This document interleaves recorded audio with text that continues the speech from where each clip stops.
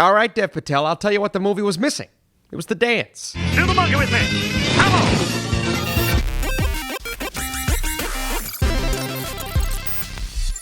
What's up, Flick fans? Welcome back to the channel. I was really excited for this Dev Patel's debut as a director. Is it more like John Wick or something different? Let's talk about it.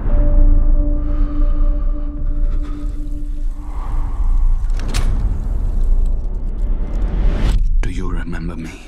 So an anonymous main character unleashes a campaign of vengeance against corrupt leaders who murdered his mother and continue to systematically victimize the poor and the powerless. Monkey Man is rated R for strong bloody violence throughout language, sexual content, nudity, and drug use. Little bit of everything in here, and it's a violent movie. A lot of people expecting action all the way through. From the moment it premiered at the festival recently and all the talk that I've seen on Twitter and some people making John Wick comparisons, I'm like, oh my god, this is going to be a non-stop action thriller where the focus is going to be on the choreography and then a little bit of story in there, whereas the experience that I got was not that. What do you mean by that?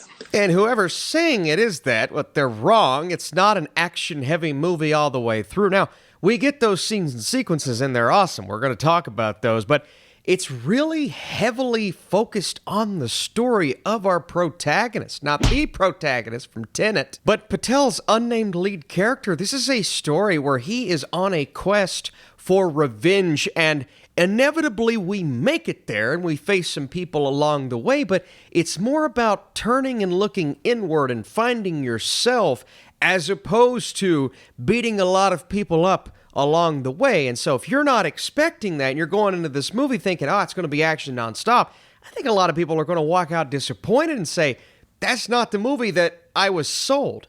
And that's kind of disappointing in itself. Now, obviously, I'm not going to hold any of this against the movie because the story that they're telling, it is based in and around a lot of culturally significant lore, as well as characters that see the light of day in this film that, one, I just wasn't expecting, and two, managed to be a really nice surprise, because those moments where he's looking inward instead of outward, and, some movies, they're going to give you the message of, well, you don't want to handle this with violence, find another way, but in this film, he's like, we're going to figure this out, and I'm going to go use my fists. And it's awesome. We keep getting these flashbacks, to moments, but specifically one moment in his childhood that just served the utmost importance in his life, and it gives him the incentive to do what he does later on in the film. But when he encounters certain people, certain characters, and starts to slowly realize what his mission should be, that's when the story really kicks into gear and gets more interesting. Now, that being said, there are plenty of moments where we are going off and kind of doing our own thing following this character to where it doesn't manage to be as interesting as it was at the start. We start out in a literal wrestling ring with our main character in his monkey mask. That's also where we are introduced to Charlton Copley's character. Copley is amazing, by the way. Very small role, but whenever he's on screen, I'm intrigued. Thought he'd be more important in this movie. Kind of disappointed he wasn't, but he's great. And those opening moments, kind of learning who he is and the fact that he's not inevitably who he will be because he doesn't look or feel as powerful as he should be. I'm like, hey, where's the guy from the trailers? The real badass dude in the monkey mask? Where's that guy? But he doesn't just become Batman immediately. We have to get there, and we get there by following him and his journey and the reason for why he is doing this in the first place. But we're slowly getting numerous reasons, because the people that he is encountering on this journey, a lot of them being very shady and people that you should not be able to trust, we're just kind of checking off those names as we go and building up to a final act that does deliver all of the action that you want to see, but it keeps that style and maintains the slick look and feeling to this movie that is consistent all throughout the entire movie. Now, there's one big issue I'm seeing on Twitter people are struggling with, and we'll talk about it, but for the most part, I think the camera work and the way this is filmed and just the look and feel to it, it oozes style all throughout. The use of color, the soundtrack, the music, man, everything comes together so beautifully throughout this movie to make one of the more inventive-looking series of action sequences I've seen in quite some time. But it's even more impressive, and I was able to do this before watching the film. Not everyone will, but to listen into what Dev Patel said about the process of making this movie, how hard it was, the fact that they couldn't fully choreograph every scene, and there were some sequences where he was really the only one aware of what they were doing, and he directed this movie, by the way.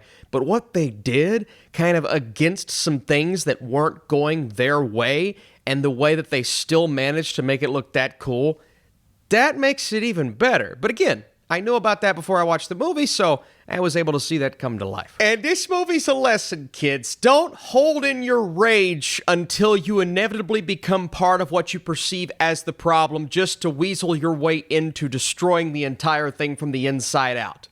What a lesson. This is a load of barnacles. Actually, you should do that, because it worked out great for Dev Patel's character, for the most part. Uh-oh. But I talked about Copley. Patel stars in and directs the film, so we have to talk about him as an actor. He's amazing in this movie. This doesn't work without him in the lead role, because you have to buy it, you have to be there with him, you have to feel for him, but then you have to be like, yeah, I see why you're doing what you're doing at the end.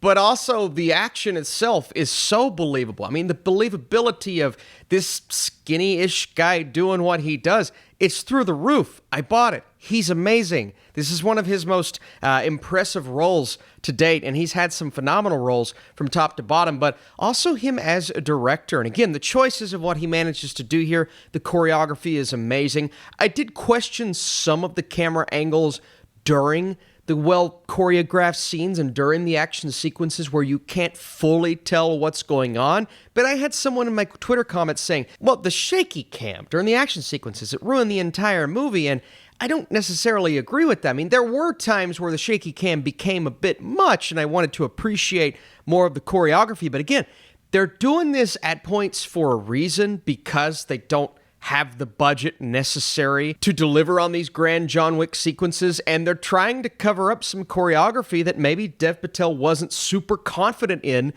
those scenes. Turns out it actually looked really cool as we went. And then some of the shaking cam sequences, it actually kind of worked because of the chaotic nature of the scene that we're getting. And yeah, I think of the Bourne movies and Captain America the Winter Soldier. It was very similar to that type of a style along with the action. And again, I didn't love it. This isn't me saying I loved all the shaky cam. I do agree with some of the comments I'm seeing on Twitter.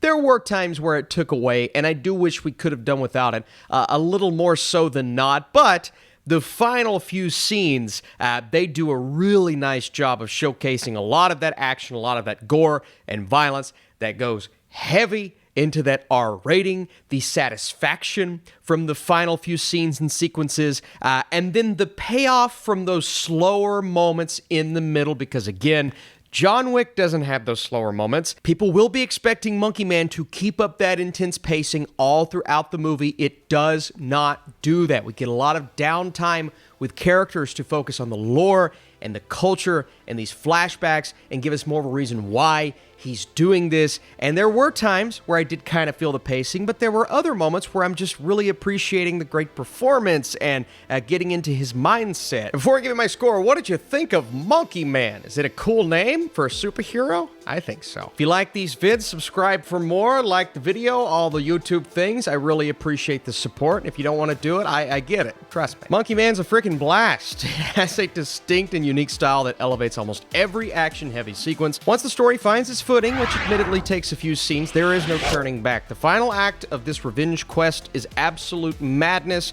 but in a ridiculously satisfying way. It's pure chaos with an awesome soundtrack, a really cool visual style, a story that I was into even during the slower moments. I really enjoyed this. I did. It was a cool time in the theater, and, you know, I haven't seen a ton of fantastic movies this year, so it's one of the better films that I've seen. Thank you so much for watching. More reviews on this channel right now. Click on a video here, maybe one there. All right. Thanks for watching.